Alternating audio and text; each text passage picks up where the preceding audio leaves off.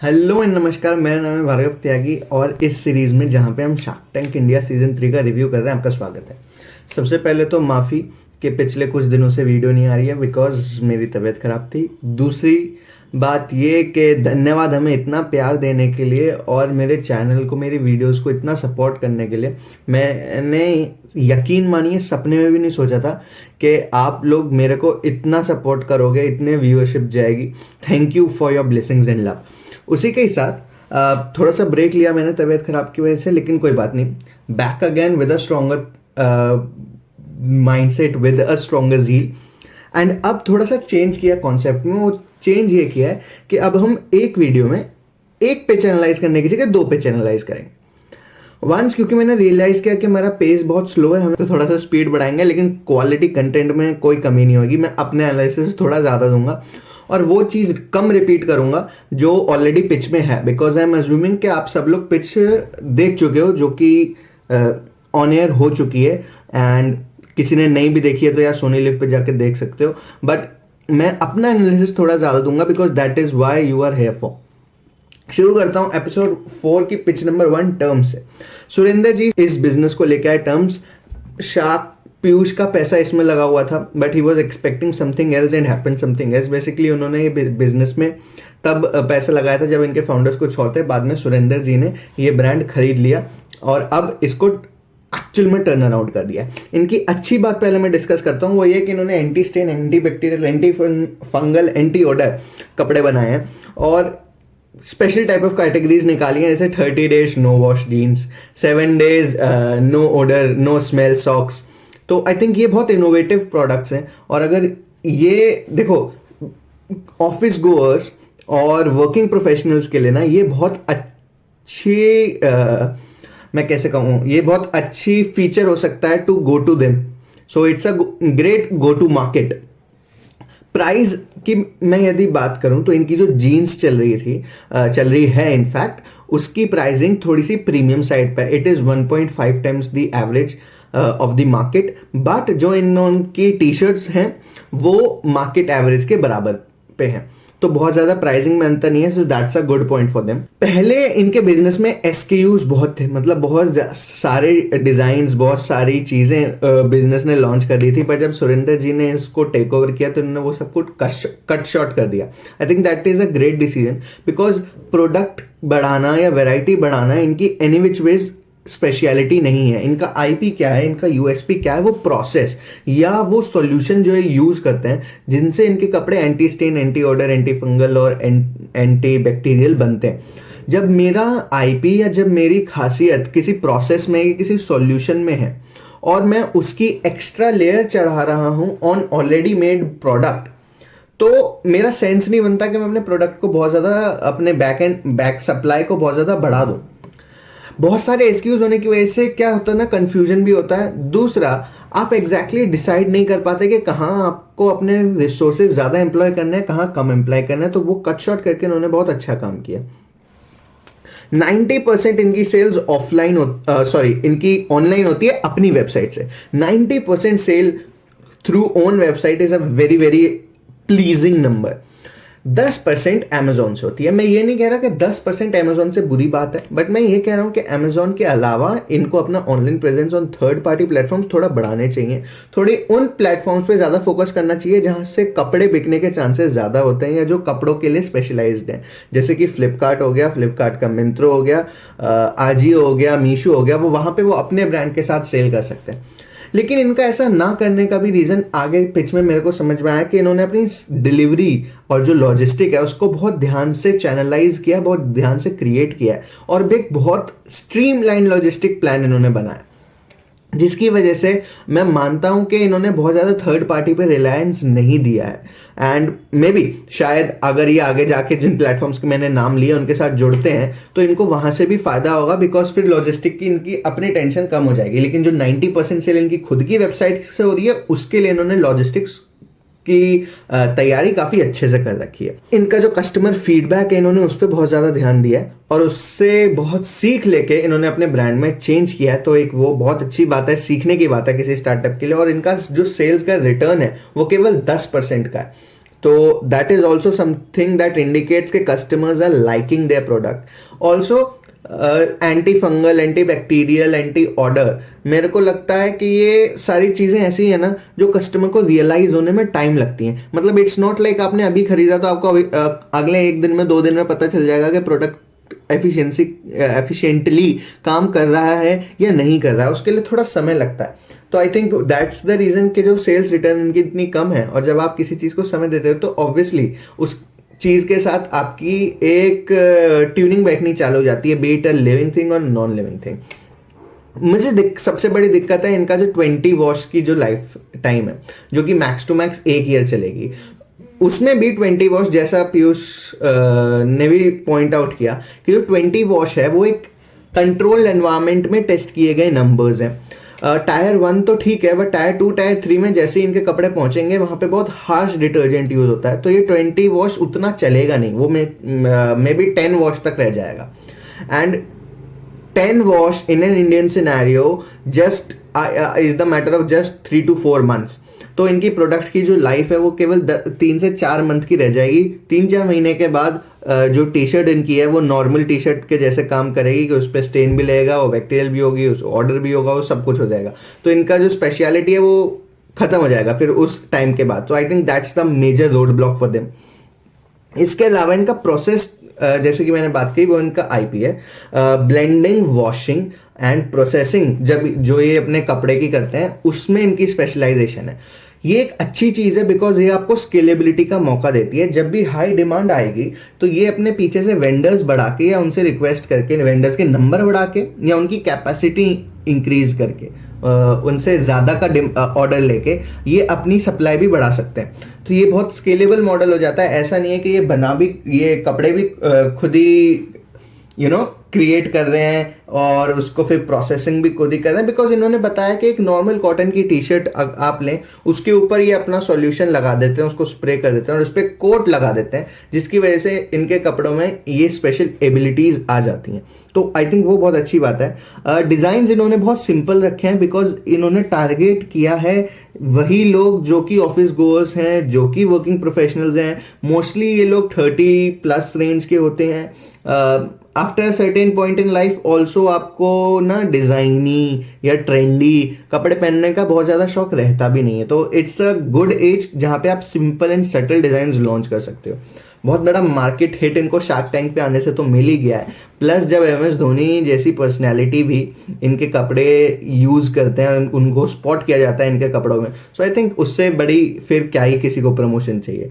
Backend पे इन्होंने काम किया है। इन्होंने जैसे बताया कि जब मैंने ये कंपनी खरीदी तो मैंने सबसे पहले इनके ऑपरेशंस पे ध्यान दिया, ऑपरेशनल एफिशिएंसी पे ध्यान दिया। एग्जीक्यूशन में कहूंगा इनका सुपर्ब है।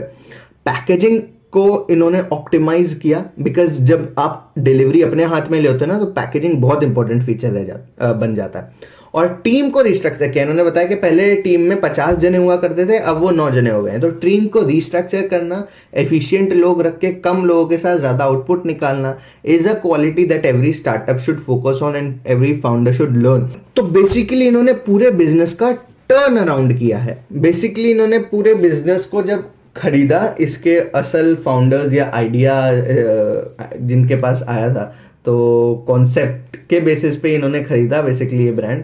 और जब इन्होंने उसको स्केल करने की कोशिश की तो सबसे पहले इन्होंने बिजनेस का बैकएंड मजबूत किया। ऐसे बोलते हैं ना कि जितनी नींव पक्की होगी उतनी ही मंजिल कह रहा हूँ, उतनी बिल्डिंग बहुत ज़्यादा ऊपर बनेगी, बहुत ज़्यादा स्ट्रांग बनेगी। तो इन्होंने नींव मजबूत करी है।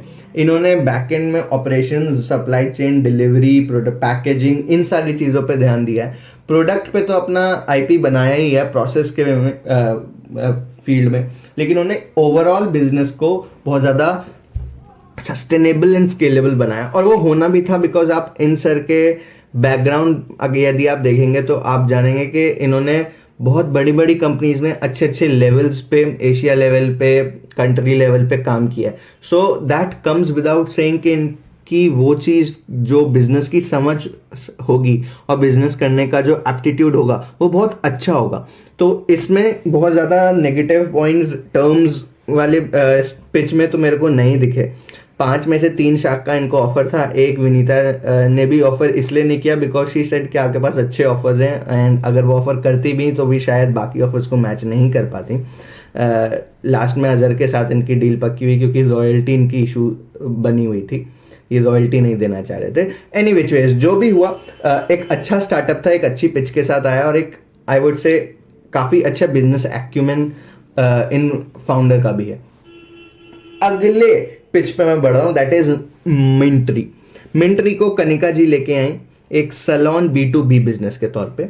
स्टैंडर्डाइजेशन इन्होंने कहा कि हम सैलून सर्विसेज में लाना चाहते हैं और लो क्वालिटी प्रोडक्ट्स की जो प्रॉब्लम है उसको एड्रेस करना चाहते हैं। प्रोडक्ट्स की यदि मैं इनकी बात करूं तो certified products, organic products, vegan products and without harsh chemicals. देखो, विदाउट केमिकल्स एक चीज होती है और एक चीज होती है without harsh chemicals. Salon industry या कॉस्मेटिक इंडस्ट्री विदाउट केमिकल्स तो चल नहीं सकती, तो इसलिए इन्होंने वो कंप्लीटली एलिमिनेट करने की बजाय विदाउट हार्श केमिकल के तौर पे खुद को पोजीशन किया। 3000 सैलून्स में इनकी प्रेजेंस है and obviously offline he business है इनका, प्लस ये चाह रहे हैं कि D2C में भी चले जाएं। अब इसके बारे में आगे बात करेंगे, D2C में जाना चाहिए या नहीं चाहिए। अभी के लिए ये चीज़ है, वन टाइम यूज इनके प्रोडक्ट्स हैं और उस हिसाब से मेरे को प्राइसिंग में थोड़ी सी गड़बड़ लगी। प्रीमियम इन्होंने बोला कि we are positioning ourselves as a premium brand, so market से 2x टाइम ये लोग खुद को प्राइस कर रहे हैं, अपने प्रोडक्ट को प्राइस कर रहे हैं। प्रीमियम के साथ आप D2C में घुसोगे, that is a little problematic space. बहुत सारी ब्रांड्स जब प्रीमियम की राह पे निकलती हैं और D2C में घुसना चाहती तो बहुत ज़्यादा फंडिंग लगती है, बहुत ज़्यादा कैसे मैं समझाऊं, बहुत ज़्यादा कैपिटल लगता है क्योंकि आपको रनवे लगता है। इतनी आसानी से आपकी सेल्स चालू होती नहीं है, मार्केट आपकी कम होती है, पोटेंशियल कस्टमर्स आपके कम होते हैं, सेल्स आती है कम लोगों से आती है और थोड़ा टाइम भी लगता है आने में, तो थोड़ा रनवे चाहिए होता है, थोड़ा पैसा लगता है एक ब्रांड को प्रीमियम ब्रांड बनाने में। ऑल्सो इन्होंने अपनी पिच में बोला कि ये डिस्काउंट्स देने की बात कर रहे हैं और इनकी एक बॉटल जो 1200 रुपए की थी वो कह रहे हैं कि हम डिस्काउंट देके 750-800 पे ले आएंगे और उतने में बेचेंगे। ऑल्दो 750-800 भी 2x का प्रीमियम हो गया क्योंकि वही प्रोडक्ट मार्केट में 300-350 को मिल जाएगा and this premium is also after giving a discount. Premium brand को ना डिस्काउंट देना शोभा नहीं देता। इन्होंने बात करी कि हम हिडन गिफ्ट रख रखा है हमने अपने प्रोडक्ट में, हर प्रोडक्ट में एक नेकलेस मिलेगा या एक कुछ फलाना मिलेगा, डिमकाना मिलेगा। ये सारी चीज़ें एक प्रीमियम ब्रांड को शोभा नहीं देती। अब आप ऐसे समझो कि आज अगर एप्पल बोले कि मैं एप्पल के फ़ोन के साथ साथ एक जोड़ी चप्पल भी फ्री देने वाला हूँ, तो क्या लोग 50 रुपए की चप्पल के लिए 1.5 लाख का एप्पल खरीदना चालू कर देंगे? Obviously not. क्या एप्पल को शोभा भी देगा ऐसा कुछ करना?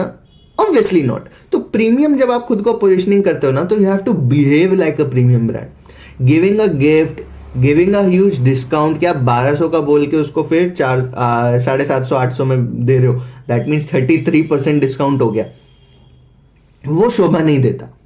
तो आई थिंक वहां पे इनको थोड़ा सा अपना माइंडसेट थोड़ा चेंज करने की जरूरत है। बहरहाल इनकी पैकेजिंग और इनकी ब्रांडिंग काफी सही थी। इनका जो लोगो था वो भी नेचुरल एंड ऑथेंटिक लुक दे रहा था। इनकी जो कैटेगराइजेशन इन्होंने बताई सैलून्स की कि लगभग 1,500 से 2,000 प्रीमियम सैलून्स हो गए, कैटेगरी ए सैलून्स जिसको इन्होंने बोला, और 20 से 25,000 कैटेगरी बी सैलून्स हो गए। एंड इससे नीचे वो जाएंगे नहीं क्योंकि इनका प्रीमियम प्रोडक्ट है, तो इनसे छोटे कैटेगरी सी सैलून्स में ये लोग बिक नहीं सकते क्योंकि वहाँ ऑडियंस ही वैसी नहीं जाती है। इतना सैलून्स में अगर ये लोग पहुंच जाते हैं तो आई थिंक वो बहुत अच्छा काम होगा। प्लस इनके पास वैरायटी और प्रोडक्ट की रेंज बढ़ाने का भी अच्छा ऑप्शन है। वहां से ये लोग maximum saloons and maximum product ranges यदि कवर कर लेते हैं तो आई थिंक काफी अच्छा रेवेन्यू वाला बिजनेस बन सकता। तो अब मैं इनकी थोड़ी नेगेटिव्स पे आ जाता हूँ, थोड़ी गंदी बात डिस्कस कर लेते हैं कि मिंत्री के साथ मेरे को पर्सनली क्या लगा, जो थोड़ा प्रॉब्लमैटिक एरियाज हो सकते हैं या ऐसे एरियाज जहाँ पे इनको ध्यान देना चाहिए। पहला तो ये कि थोड़ा लो स्केल बिजनेस है। 20 से 25,000 टोटल कैटेगरी बी सैलून्स हैं और किसी ब्रांड का पेनिट्रेशन 50 से 60 10% से ज़्यादा नहीं होता है। तो मतलब 20 से 25 हज़ार में से केवल 15,000 सैलून्स तक ही ये लोग पेनिट्रेट कर पाएंगे। कैटेगरी ए सैलून्स जो हैं वो वैसे तो इन्होंने बोला 2000 हैं, बट वहाँ पे भी इतना पेनिट्रेशन होगा नहीं, और इनको रिप्लेस करना एक हमेशा चैलेंज रहेगा कि आसानी से रिप्लेस हो सकते हैं। बिकॉज जैसे कि अनुपम ने भी बोला कि अभी भी और आगे भी इनके लिए सबसे बड़ा खतरा ये है कि जो बड़े सैलून्स हैं वो अपने प्रोडक्ट ज़्यादा यूज़ करना चालू करेंगे, और वो अपना, जैसे कि उन्होंने बताया कि वाइट लेबलिंग प्रोडक्ट्स जो चालू होते हैं ना, कि अपने ही ब्रांड के प्रोडक्ट्स निकाल दिए, वहां से इनको सबसे ज़्यादा कंपटीशन आएगा। प्लस अगर फ्यूचर में या अभी भी कोई ऐसा ब्रांड है जो सैलून्स को ज़्यादा मार्जिन अलाउ कर रहा है, सो आई थिंक वो भी इनके लिए कंपटीशन बनेगा। पिछले साल 9 करोड़ का इनका रेवेन्यू था और 1 करोड़ का इन्होंने प्रॉफिट कमा लिया। तो आई थिंक बिजनेस फाइनेंसेस के मामले में, या मैं कहूँ कॉस्ट एंड रेवेन्यू कंट्रोल के मामले में, तो मेरे को लग रहा है ये सही जा रहे हैं। बिजनेस मॉडल थोड़ा ध्यान देने वाला है, क्योंकि पहले इनका कस्टमर B2B पे आएगा, मतलब वो किसी सैलून जाएगा, वहाँ सैलून वाले लोग इनका मेंट्री का प्रोडक्ट उस कस्टमर को देंगे, एडवाइज करेंगे कि जी आप ये प्रोडक्ट यूज़ करवा लो। वहाँ पे वो कस्टमर के ऊपर ये प्रोडक्ट अप्लाई किया जाएगा। यदि कस्टमर को पसंद आया तो कस्टमर फिर चाहेगा कि वो उस प्रोडक्ट को अपने घर पे भी यूज़ कर पाए। तो थोड़ा B2B के बाद D2C ट्रांजैक्शन करवाना थोड़ा सा मुश्किल रहेगा, स्पेशली 2X के प्रीमियम पे। तो थोड़ा बिजनेस मॉडल किधर जाएगा, ये कंप्लीटली B2B बनेगा, कंप्लीटली B2C बनेगा, ट्रांजिशन कैसे होगा, वो थोड़ी सी देखने वाली बात है। ऑल्सो मार्केट साइज भी, जैसे कि मैंने अभी बात करी कि पेनिट्रेशन उतना नहीं है, तो मार्केट साइज भी थोड़ा छोटा है। पर सैलून कंट्रीब्यूशन, क्योंकि कैटेगरी ए इनको बहुत ज़्यादा मिलेंगे नहीं और कैटेगरी बी से उतना कंट्रीब्यूशन आएगा नहीं, तो रेवेन्यू ज़्यादा तो हो जाएगा, बट एक पॉइंट पे जाके फिर वो सैचुरेट हो जाएगा और स्टेबल हो जाएगा। तो वो थोड़ा सा देखने वाली बात है कि ये कैसे पर सैलून कंट्रीब्यूशन इंक्रीज करें, और ये प्रोबेबली हो सकता है अगर ये अपना रेंज ऑफ प्रोडक्ट्स बढ़ा दें तो।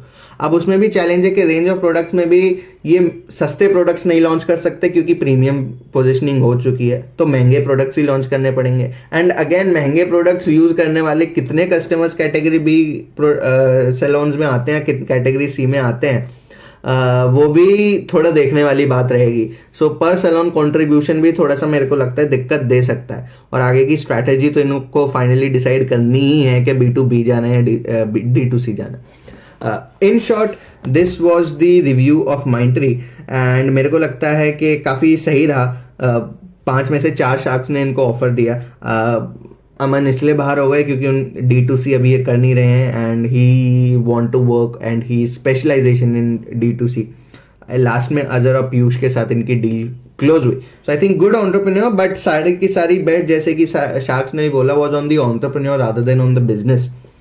टर्म्स और माइंडट्री का ये रिव्यू था जो कि एपिसोड 4 में फीचर हुए। अगली वीडियो में हम एपिसोड 4 की जो अगली पिच है 80 वॉश, और उससे अगली जो दिल फूड्स वाली जो एपिसोड 5 की पहली पिच थी, उसको डिस्कस करेंगे। ये नया हफ्ता और ये नया तरीका आपको एक वीडियो में 2 स्टार्टअप का ज्ञान देने का, ताकि आपको ज़्यादा क्वालिटी कंटेंट एक वीडियो में मिल जाए। आपको कैसा लगा नीचे कमेंट्स में ज़रूर बताना। आप लोग प्यार भी दे रहे हो, व्यूज़ भी दे रहे हो, उसके लिए बहुत बहुत धन्यवाद। आज के लिए बस इतना ही। That's all for today. Thank you and have a nice day.